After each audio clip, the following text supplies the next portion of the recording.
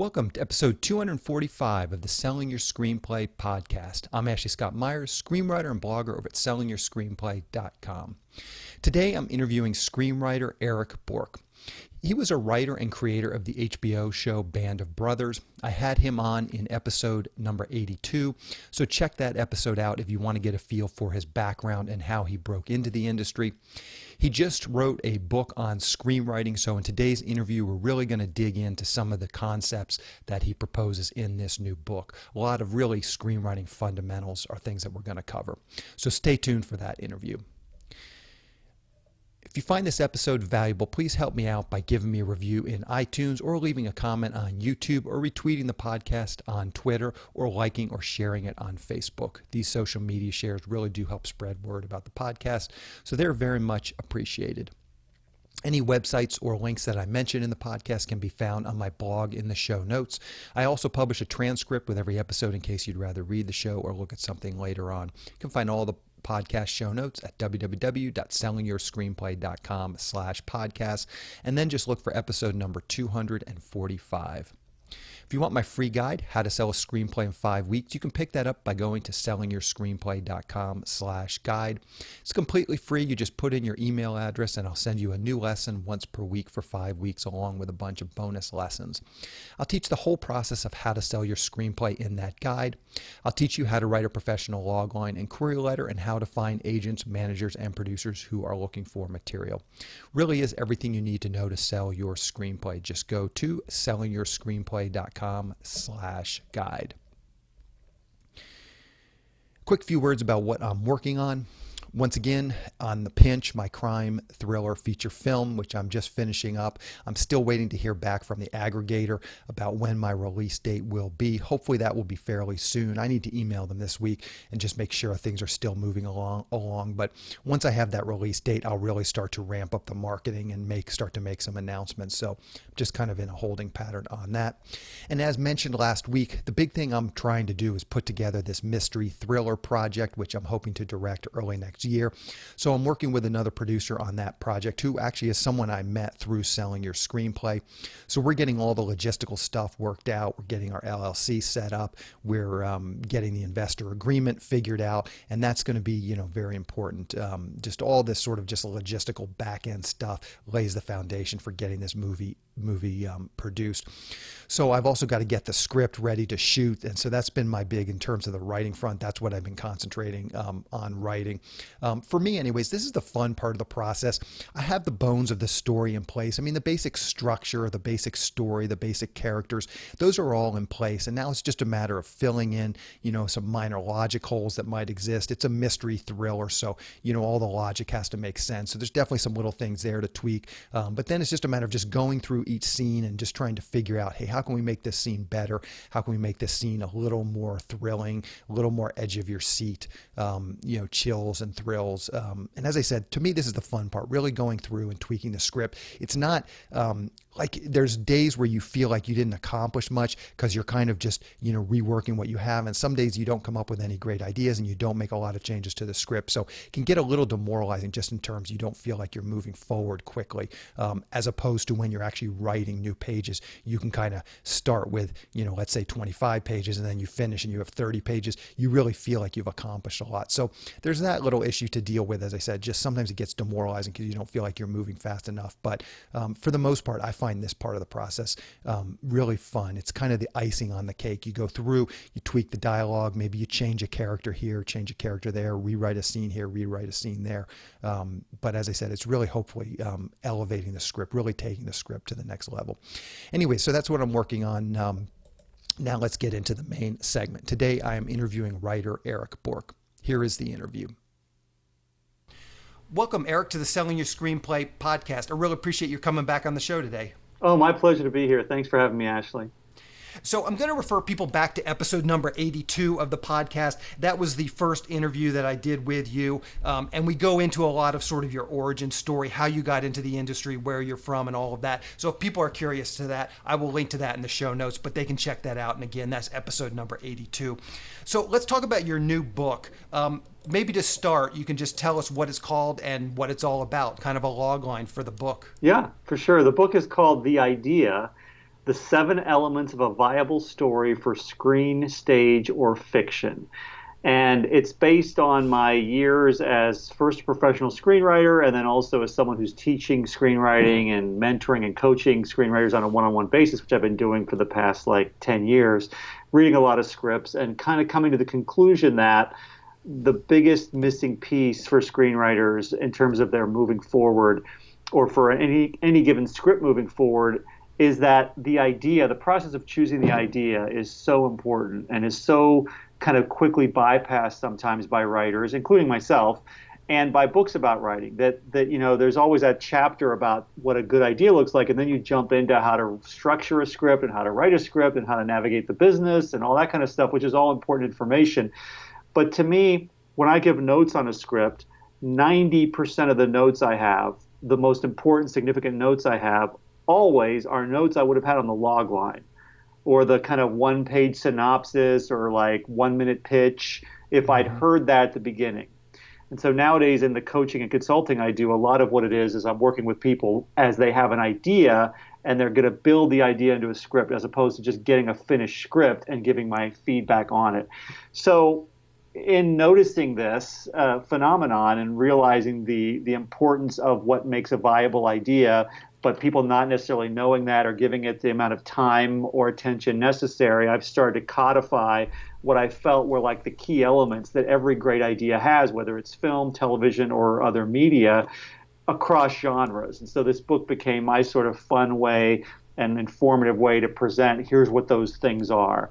And I used an acronym for the word problem, because I think every great story is about a problem that needs to be solved. Really, every story, even on an episode of television, even if it's like a C story on a sitcom, there's a problem that needs to be solved, basically. And so I have the 7 elements, each start with one of the letters of the word problem. Your next question will probably be what they are, but I'll let you ask that when you're ready. Perfect. Yeah, we'll get to that. So you mentioned in the sort of the preamble of the book that the idea, how important the idea is, but you also mentioned that it's sort of a given that your screenplay is up to, industry standards, sort of professional level execution, I think are the words you use. And I get emails all the time, I'm sure you do too, from people who basically say, hey, can you just read my script to tell me if it's up to industry standards? Like they're a newbie, and I can, like, it's a very understandable thing. Like I totally get where they're coming from. They just want to know if they're up to industry standards. I usually tell them, listen, if you can't tell if it's up to industry standards, it means it's probably not. But I'd be curious to get your, because that's a piece of this equation. And I wrote a blog post many years ago called "The Single Biggest Mistake That I See New Screenwriters Make," and it was precisely what you're saying. It was the idea lacks just the professionalism to get it over the hump. But there's this other end where I think, man, people need to spend a little more time on the execution too. Yes. But how do you answer? Let's start with that. But how do you answer people when they just want to know, well, is my script up to industry standards? How would a writer know that? I mean, you're telling them that's a given, but how do they know that their script is up to industry standards and they just need a better premise? I think you're right that it is one of those things of if you don't know, it probably isn't. Because industry standards isn't just like it's formatted correctly and you don't have like gigantic blocks of dialogue too often or whatever. It's more that when someone reads those first 5 or 10 pages, they feel like they're in the hands of a master who's leading them through an entertaining, compelling, and vivid kind of story and character world that makes them really notice and start to care. That is not at all easy to do, and I don't mean to make it seem like that is like a side issue. It's more that if you don't have an idea that is something, it's not just industry professional idea, it's like a winning, compelling, worth writing idea, which is not easy to come up with. If you don't have that, the execution isn't going to matter. If you do have that, then yes, execution also super matters, both in terms of story structure and in terms of scene writing. I just say that the story structure and the scene writing is kind of like less than 50% of the job. More than 50% of the job is what that idea was in the first place. So, I think if your actual scene writing is, quote, up to industry standards or is the kind of level of talent or ability that's going to just wow people in the industry, the only way that happens is if I mean, you're probably studying a lot of professionally written screenplays, and you're probably learning a lot over the years through lots of scripts and lots of feedback and lots of honest self-analysis, what they do and how they do it well and make it seem effortless and just fun to read. And trying to get that perspective on your own work, so you don't need to ask somebody else, is this up to industry standards or not? It probably isn't. It's probably not something that could sell in terms of the writing quality, putting the idea aside. If you're asking that question, and I've been there, and in some ways I'm still there. And I have too, and and I've been there too. So I really am not sure what to tell people on that, because I've totally been there too. It's completely understandable, like, why people are asking that questions, but it's a very difficult question, I guess, ultimately to answer, because all those things that you mentioned, even some of those are very subjective. Making people care about a character. Some people like Tony Soprano. Some people couldn't, give two hoots about Tony Soprano. So it's not like these things are completely objective. That's true. That's true. Although when people talk about The Sopranos and they say, oh, it's a show about a mob boss who's like an unlikable person, and so you can do shows and movies about unlikable people, it's no problem. The Sopranos proves that. What I always point out is when we open on The Sopranos in the pilot, the guy's having panic attacks. His mother is trying to have him killed. He's embarrassed that he has to go to therapy, and nobody in his family will respect him and treat him the way he wants to be treated, almost like sort of an average American husband and father. Mm-hmm. So all those elements are carefully put there to make him someone that we can sort of bond with. Same thing about Breaking Bad. People often say, well, Breaking Bad, he's like an anti-hero, he's this dark figure. Yeah, in season 5. In the pilot, he is the most sympathetic character you could ever possibly imagine, if you really look at who Walter White is, that gets the audience caring. So while I agree that it is subjective and not everyone's going to want to watch Breaking Bad or Sopranos, even when they're careful about making the character sympathetic, I don't think that means that you don't have to care about that. You don't have to try to make them care. It's only that even when you really try and succeed at making people care, you're still going to only make a certain percentage of people care. You're not going to make everybody in the entire world want to watch or read your thing. That's never the goal. But the goal is a significant number of people would care, including professional level readers. So to me, that's what those opening pages are all about. You want it to sparkle in terms of the dialogue and description, and that's, I know, a very kind of unclear or intangible thing. How do you make something sparkle? But what you're really trying to do is make people invest in the characters and the situation in some way, relate to, be intrigued by, want to see more of. To me, that's the main thing. It's not about a big splashy opening that has, lots of gunplay necessarily or action of some kind. It's not about just like crazily wild, big attention-getting spectacle necessarily. It's about bring us into the world of these people and make it palpable and make it appealing and intriguing and make us want to stay with them. That to me is what it comes down to. Yeah, no, for sure.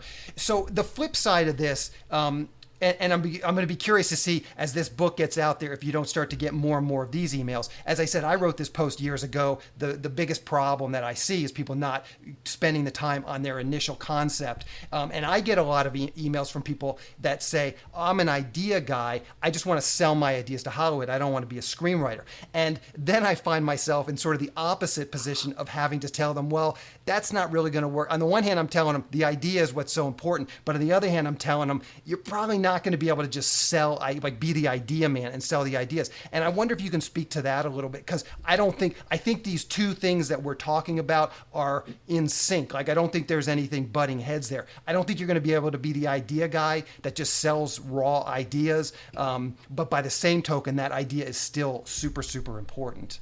Yeah, unfortunately, the industry is not set up that way, that they're just looking for ideas and then they'll write them. Someone in the industry will write them once they buy your golden idea. The only way ideas get transmitted into the industry is through a great script, typically. Now, if you're already a really established writer, you maybe can just do it with a pitch. But either way, that's a writer who's going to write that idea, as opposed to just someone who has an idea that someone will buy. If you're a big-time producer, then maybe you have ideas and you hire writers to write them. But barring that, I agree with you. There's no mechanism for that. And I would also say that probably most of the time people that say I'm an idea guy, I have great ideas. If I looked at their ideas and kind of like ran them past the like criteria that are in the book, I might disagree with them that these ideas actually are like sellable ideas if someone could just execute them well, because it really takes an education and understanding of what makes something a viable idea that most writers or people that aren't even trying to be writers but say, well, I'm an idea person, generally don't have that. And usually you're only going to have that understanding by trying to be a writer for many years and grappling with this kind of stuff the way you and I have for decades as, you know, writers who sometimes succeed and sometimes struggle, and on any given project grapple with, is this idea compelling enough? Is this going to work or not? Mm-hmm. I think you hit the nail on the head. And that's often what I feel is there's a sort of intellectual laziness to the people that just want to be the idea guys. They think that they're going to be able to just wake up in the morning and spout off 15 ideas and those are going to be good enough to go. But it's that process of writing the scripts and understanding why those ideas didn't work, going through that torturous process. It's all part of it. So let's dig into your book and some of the specifics. You mentioned the acronym problem. Maybe you can dig into that a little bit. What does that stand for, and what are those sections all about? Yeah. So the 7, and this is the bulk of the book, is it's kind of like, you know, the 7 spiritual laws of success, or the 7 habits of, you know, what is it? 7 habits of highly effective people. It's like these 7 elements are basically the bulk of the book. Is, you know, a chapter for each element. So it's problem. So P is for punishing, R is for relatable, O is for original, B is for believable, L is for life-altering, E is for entertaining, and M is for meaningful. And so, gotcha. And maybe we can dig into like punishing specifically, like what is just sort of the gist of punishing? Yeah. So if a story is about a problem, if we can accept that premise, that any story is about a problem that needs to be solved, what we're mainly focusing on in any story is the main character of that story trying to solve that problem. And in the effort to solve that problem, it doesn't go their way, right? It generally gets worse. It gets more complicated. It escalates over the course of the middle of the story and is only resolved at the end of the story, right? So that long middle of the story, the main character's trying to solve their problem, but they're unable to. And they're basically getting beaten up by the forces that oppose them, whatever those might be. So it's a punishing situation. The character's kind of under siege. They're kind of in hell. Even in television, even in comedy television, if you look at the characters on, you know, pick a show, Everybody Loves Raymond, Veep, Silicon Valley, you know, you name it, these characters are in hell. They're miserable for 30 minutes. We are having a lot of fun watching them go through their misery, but they are in misery because they have some kind of problem that really needs to be solved. They try to solve it. Each step of trying to solve it usually leads to some sort of reaction from the universe that like makes things even worse or more complicated. Eventually they find an answer, but over the long middle of the story, it's mostly a fight that isn't going well or according to plan and ends with a sense of everything's failed and all is lost. And then finally there's one last opportunity in the end with all that they've learned and experienced up to that point where they finally find a way to like solve the problem. So it's, to me, probably one of the most common issues with scripts is the problem isn't big enough. It's not hard enough to solve. The main character is not active enough trying to solve it, and they're not being punished enough. In other words, they're not experiencing enough difficulty and complications along the way of trying to resolve it. Yeah, perfect.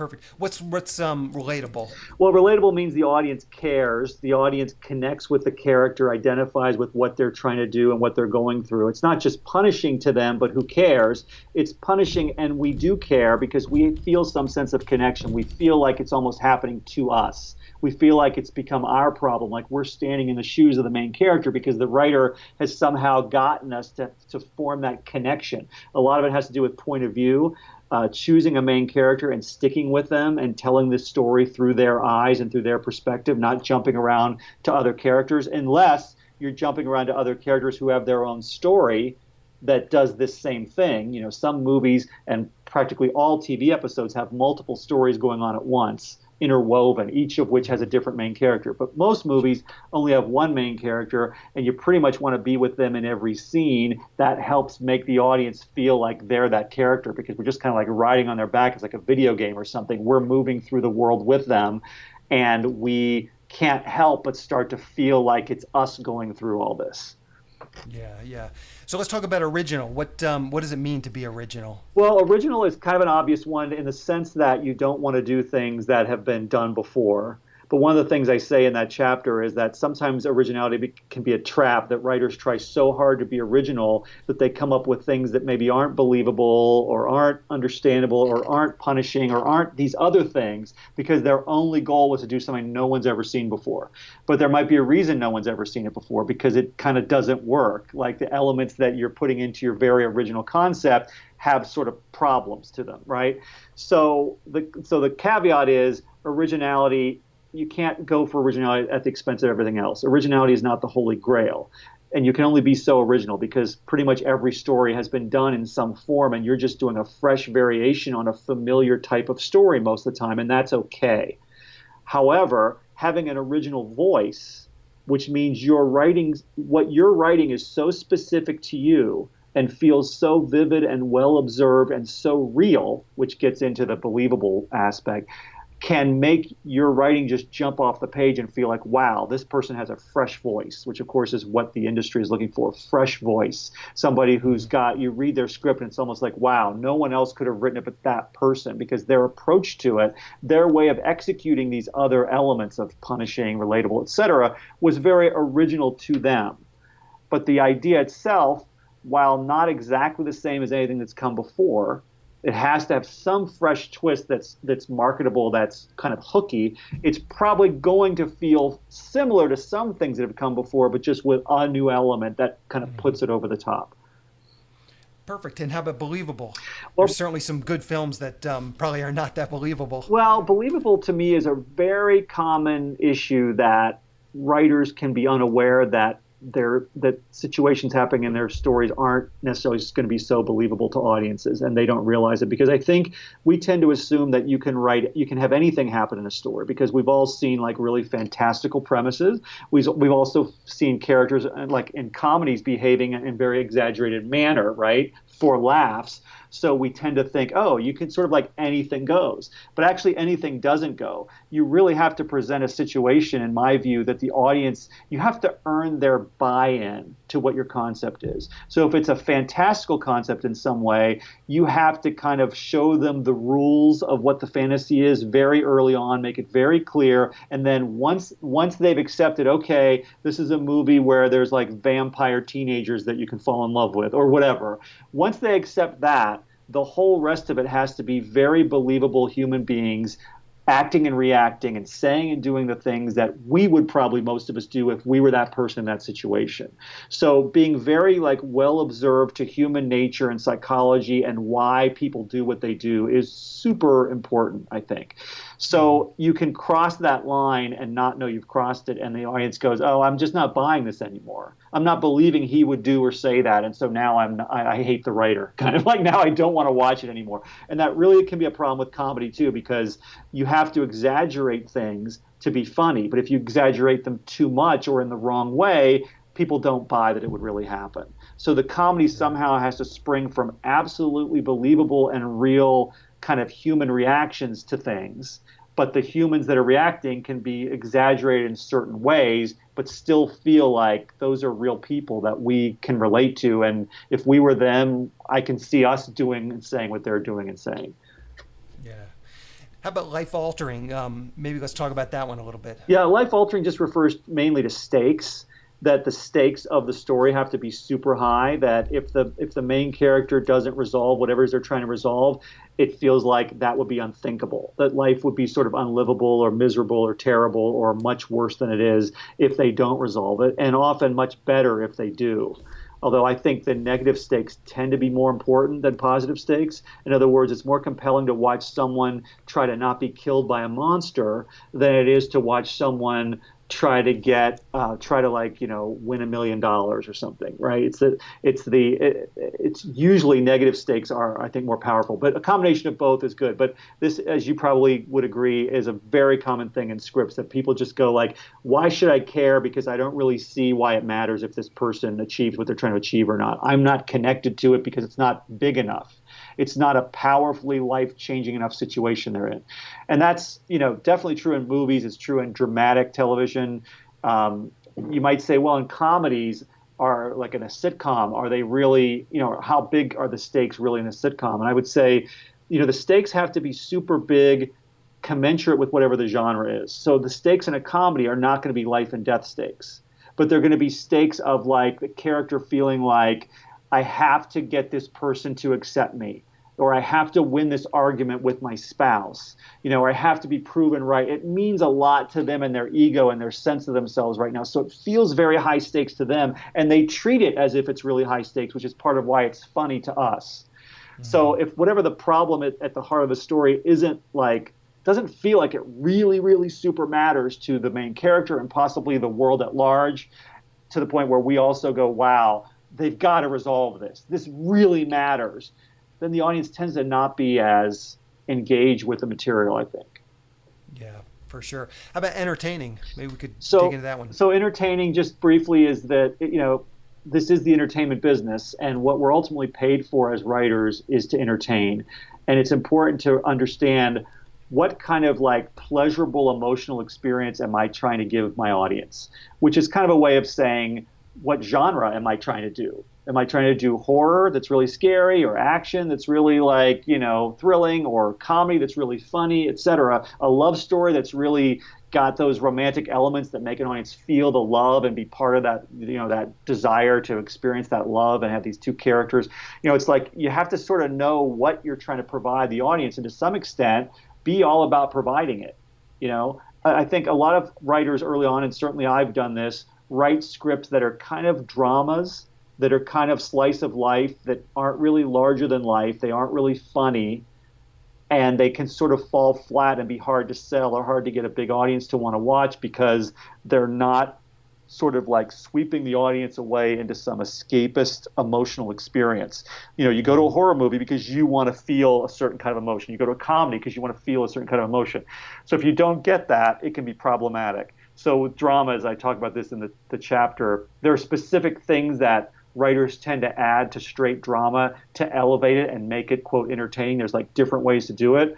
But if you aren't trying to entertain, or you don't see that as part of your mission as a writer, you may have a really hard time, having commercial prospects, because that's really what the agents and the managers and the producers are kind of all looking for. They're looking at genre, and they're looking at, is this going to entertain millions of people?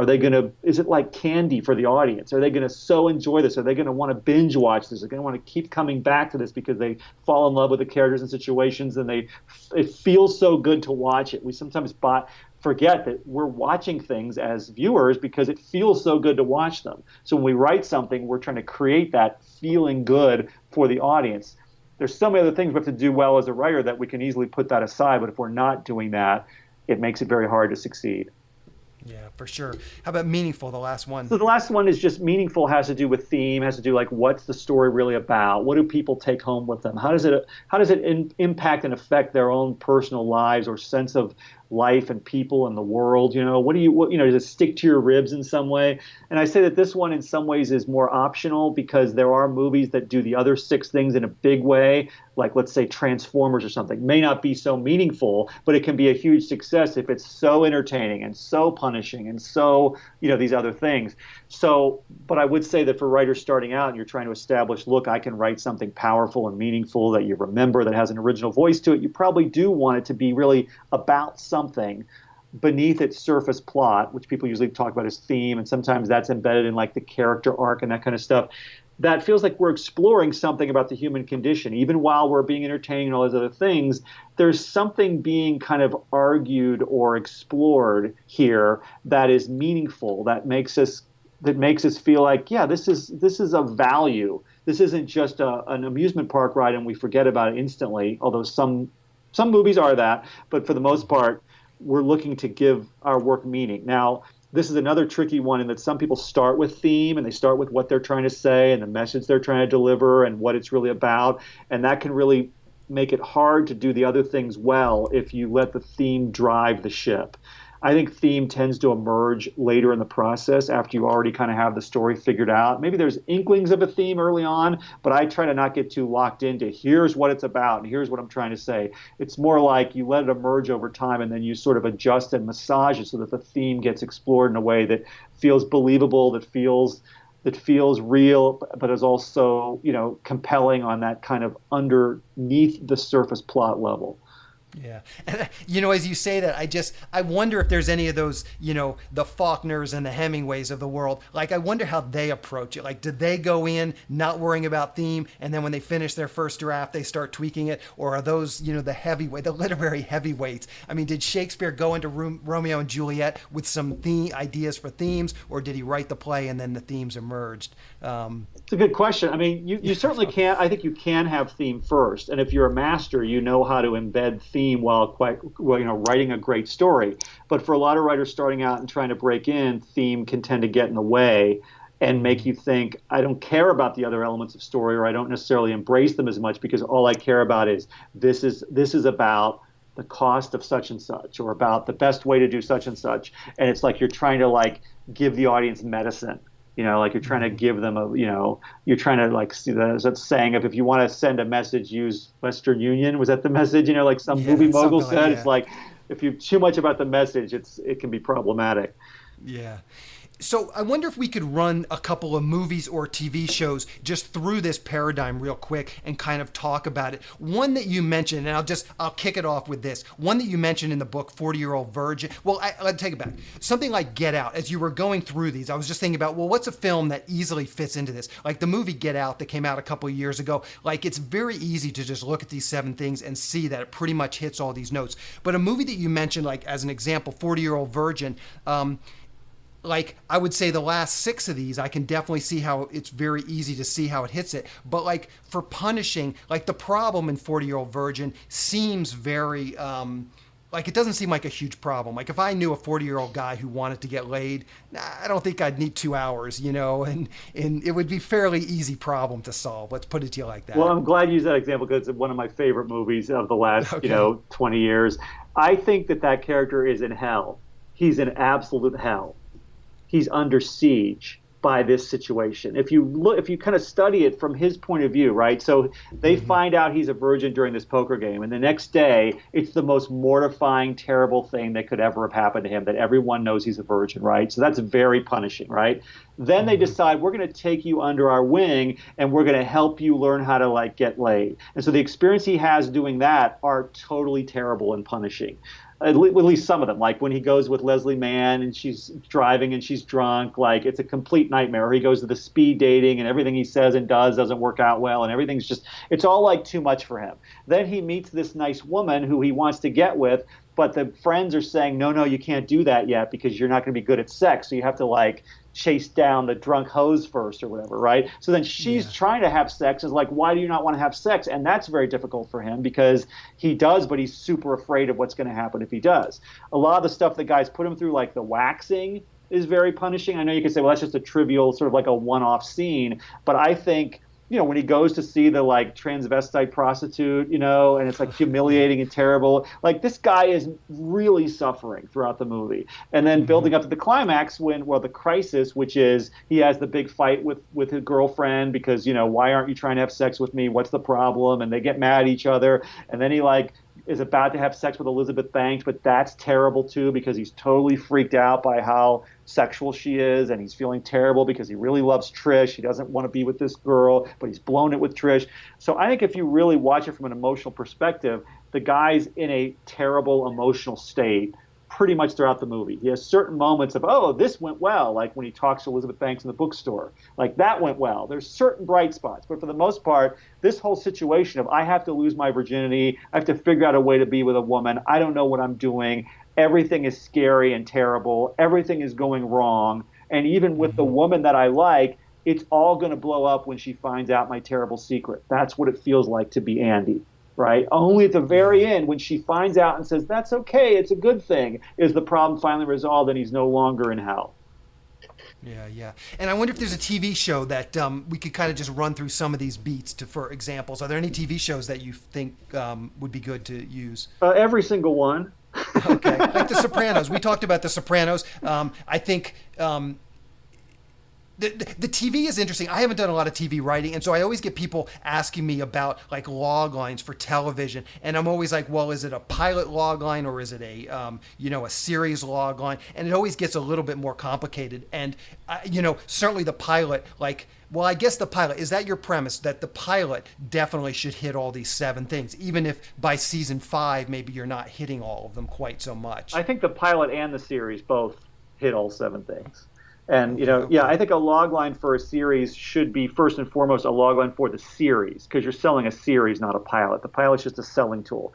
The pilot also should have like its own log line, but really when you're trying to present a series to someone, you're saying, here's the hook. Here's the big kind of problematic situation that affects all these characters. Here are the key characters we're focused on and what their difficulty and struggle is, why things are terrible and hard for them, right? And here's how that's going to continue to be terrible and hard for many, many episodes over many seasons, typically. I mean, that's really what a pitch is, or a log line is here's the problem and why it's so hard and important and why we care about this character or these characters as they're trying to solve it.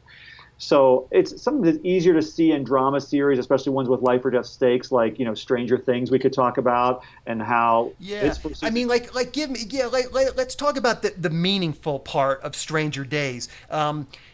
Because for me, that show worked as sort of nostalgia, as someone who grew up in the 80s and was sort of well versed on those movies and TV shows that they were, paying homage to. That was, I guess, the meaning for me. But I wouldn't say that there was a lot of story meaning or theme or something to that, at least not that I took away from it.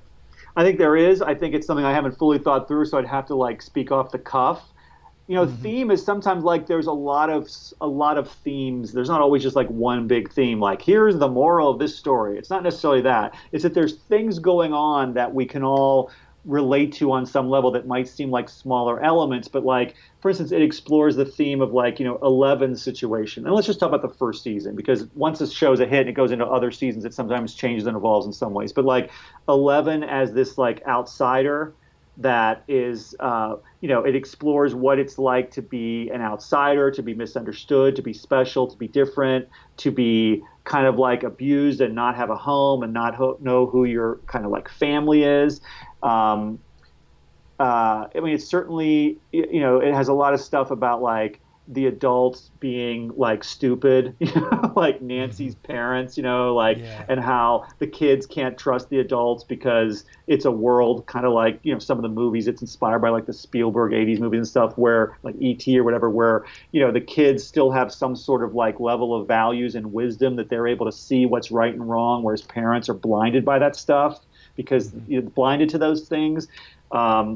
You have Winona Ryder's character, who's a total outsider and a freak who everyone treats as a loser, but she's actually the only adult other than the sheriff who's actually doing the right thing and is going to get to the bottom of this. So she's this unlikely hero, and we can all relate to, being an outsider, but sort of trying to do the right thing. There's probably bigger themes that I'm not thinking of because it's just a complete put me on the spot situation. But, I think you're hitting a lot of them, and I agree. I totally agree with you. So let's talk about the process of all of this. Just so we're gonna get to in a minute. I'm just gonna say how can you find the book? People can go and buy the book, read the book, and hopefully execute on some of the things that you're talking about. But let's talk about that process a little bit. Once they've come up with a bunch of ideas, executed a bunch of scripts. They start querying agents. Hopefully they get an agent. And then let's talk about this process that you talk about in the book of going to your agent with a bunch of ideas and then getting most of those rejected. How many of those? Well, but I think that's important for people to hear and especially these so-called idea people, because I don't think they realize sort of the work that's involved. Even if you were going to set out on a career as an idea person, it would be a lot more work than I think most people anticipate. And so let's just talk about that process. Sort of, you come up with a bunch of ideas and then just take us all the way through the process of then ultimately selling that idea. And maybe you can even talk about the numbers. How many ideas are you coming up with so people kind of understand the scope of what you're doing? Yeah, I mean, I think I use the example in my book. If I didn't, this is what really happened to me. Is I at a certain point was coming up with ideas for series and pitching series to the networks. That was my job, basically. And I was with CAA. They were the biggest agency at that time in television and overall. And so I had these agents whose whole purpose in life was to get their clients to sell ideas for series, and then write the pilots, and hopefully the show becomes a big hit. That's like their entire purpose. They don't deal with features. They don't deal with actors or directors for the most part. They don't deal with staffing writers on shows. They only deal with TV packaging, as they called it. So I had a team of agents, one or two especially, that I was basically running ideas past. And this is once I'd sort of made it. I'd won 2 Emmys. I'd worked on Band of Brothers. I was sort of like a hot commodity. I'd been on staff. I'd had multiple shows like wanting to hire me on staff during this one season after Band of Brothers. And so I was kind of like somebody who was like on the rise at that point. And so they sort of said, okay, well, now come up with ideas and we'll start sending you out to pitch those ideas. But as I would come up with ideas, they would shoot down 99% of them, and they wouldn't put their name on an idea, even though I'm their client and they supposedly work for me, right? They don't put their name on an idea. They don't call up their contacts and say, will you take a meeting with Erik Bork to hear this pitch, unless they really believe it's a sellable idea. So it's hard to please your agents. Nowadays, you generally, as a writer, you have to get a manager first. You can't even get agent without a manager. And so you have these 2 layers, but they're both doing the same thing, which is they're listening to your ideas. And this is what I do with clients a lot of times. They haven't written something yet. They just want me to coach them. Here's a bunch of ideas. What do you think of these ideas? And we work together to like find their best idea, and then they'll start to develop that idea with me giving feedback along the way. That's what managers do for their clients. Agents usually don't have time to do too much of that, or the ability often, or the interest, but managers, that's like their whole selling point, is we have fewer clients and we're going to like look at all your ideas. We're going to talk through them in depth. I had a manager tell me it's like deep tissue representation, right? We're really involved. And so everything that you want to do, they're going to completely like want to shoot down at the idea stage unless they love it. They're not going to want you to write anything unless they think the idea is really viable. And so basically what I'm saying to writers who don't yet have a manager or an agent, because once you have one, they're going to lead you somewhat in that process. Once you have them, you're in a much better place than most writers who haven't gotten a manager or agent yet and don't know how to get one, or if they are ever going to get one. And what I would say is, you want to be doing the same thing before you have one that you'd be doing when you had one, which is not spending a lot of time writing ideas that aren't viable, understanding what makes one viable and making sure that you're only writing those. And so how you understand that? Well, you have, my book and other books, but it's like, ideally you would be running your ideas past people and really running them past them in some depth. Not just here's a 2-sentence log line and you ask your friend, they say, I like it. And you go, okay, I'm going to go write it. But like the things we would do with a screenplay if we were trying to break in, all the people we would show it to, the people that are really serious about the craft, we might hire professionals, we might take classes, all that kind of stuff, and get feedback on our work. It's like, do that with the ideas. Blake Snyder in Save the Cat talked about how he would actually go up to strangers in line in a coffee shop. And most of us introvert screenwriters would never do that, but he would say, what do you think about this idea for a movie? And he'd give them the 2-sentence, 3-sentence logline or whatever, and he would watch their expression. Do their eyes glaze over? It's not just what do they say, like, oh yeah, good idea, because that's not as meaningful as what you glean from how are they really processing it. Are they connecting? Are they engaged? Do they want to go see that movie? It's my main point is it's not easy to come up with an idea that sort of checks off all the boxes and could be something that would excite a manager, an agent, a producer that you could sell. And so understanding what makes a viable idea, and you're probably going to go through a lot of ones that don't quite work to find one that does. Yeah, for sure.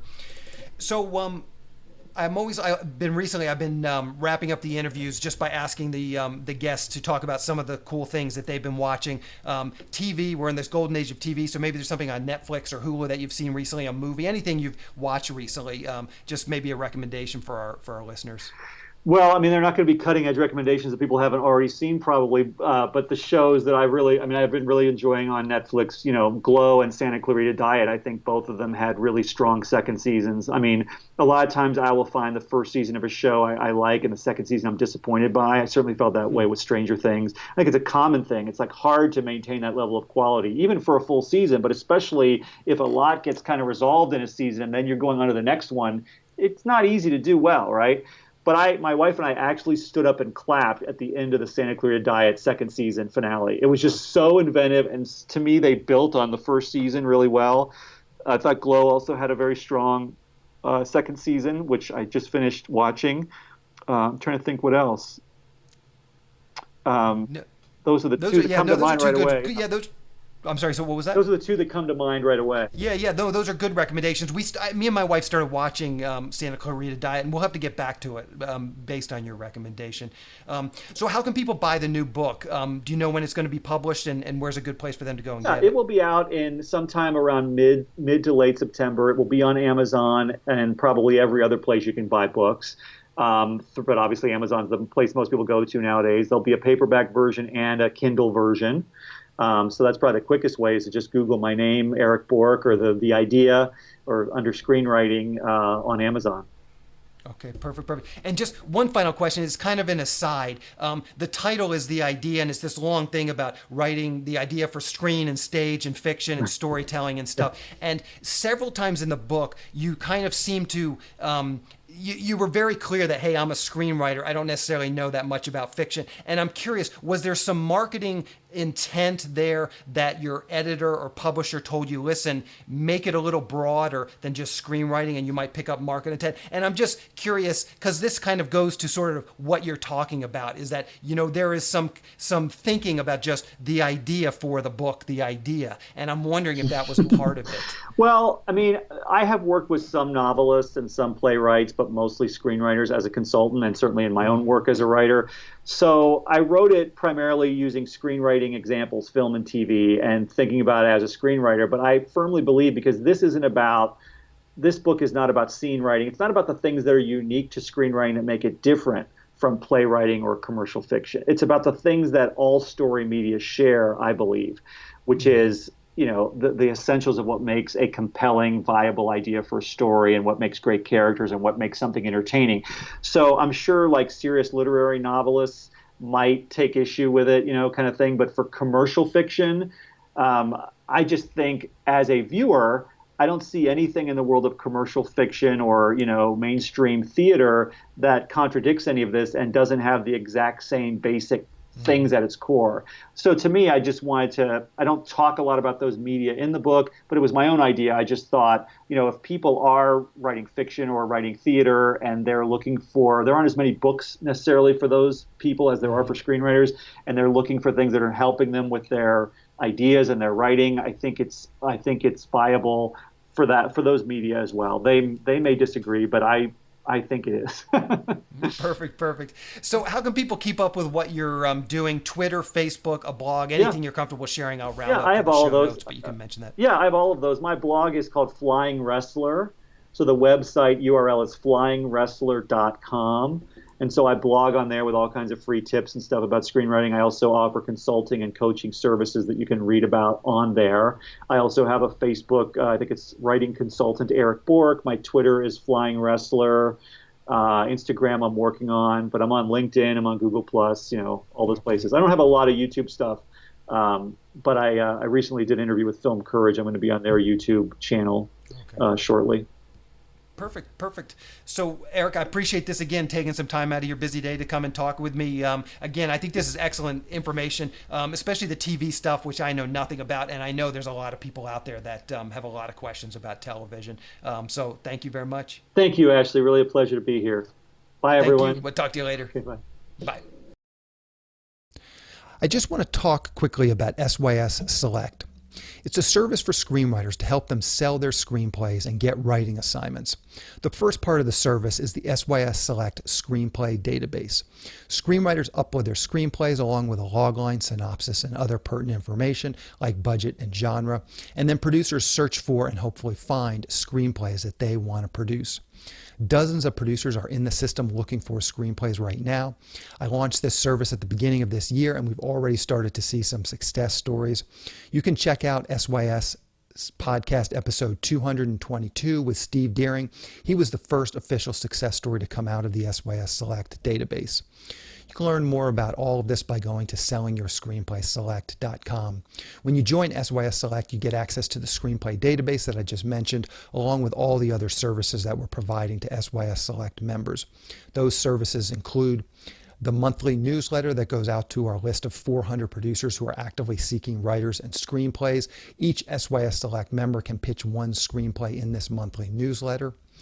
We also have partnered with one of the premier paid screenwriting leads sites, so I can syndicate their leads to SYS Select members. There are lots of great paid leads coming in each week from our partner. Recently, we've been getting 5 to 10 high-quality paid leads per week. These leads run the gamut. There's producers looking for a specific type of spec script to producers looking to hire a screenwriter to write up one of their ideas or properties. They're looking for shorts, they're looking for features, TV and web series pilots, all types of different projects. If you sign up for SYS Select, you'll get these leads emailed directly to you several times per week. Also, you can get access to the SYS Select forum, where we will help you with your logline and query letter and answer any screenwriting related questions that you might have. Also in the forum are all the recorded screenwriting classes that I've done over the years, so you'll have access to all of those as well. The classes cover every part of the writing process, from concept to outlining to the first act, second act, third act, as well as other topics like writing short films and pitching your projects in person. Once again, if this sounds like something you would like to learn more about, please go to sellingyourscreenplayselect.com. Again, that's sellingyourscreenplayselect.com. On the next episode of the podcast, I'm going to be interviewing producer Jeffrey Giles. Jeffrey is one of the producers who hired me to write an early draft of the film that they're actually finishing up right now, called Snake Outta Compton, which is a sort of a spoof of Straight Outta Compton, obviously. I know Jeffrey pretty well. I've known him for a number of years, so we're able to dig pretty deeply into this film, specifically the Straight Outta Compton script, but we also talk in sort of a general sense too, of just low-budget independent filmmaking, what screenwriters should be doing, how they can write these scripts, and ultimately get these scripts produced. So it's a real deep dive. And as I said, I know Jeffrey pretty well, so I have a little bit of a rapport with him just because I'm familiar with him and have talked with him before. So I feel like this interview, it's definitely not, screenwriting 101. It's probably a pretty advanced lesson. We really go deep on a lot of the concepts. A lot of the things that I talk about on the podcast, I really bring those to him and ask him some of those direct questions that I talk about often here. So keep an eye out for that episode next week. Anyway, that's the show. Thank you for listening.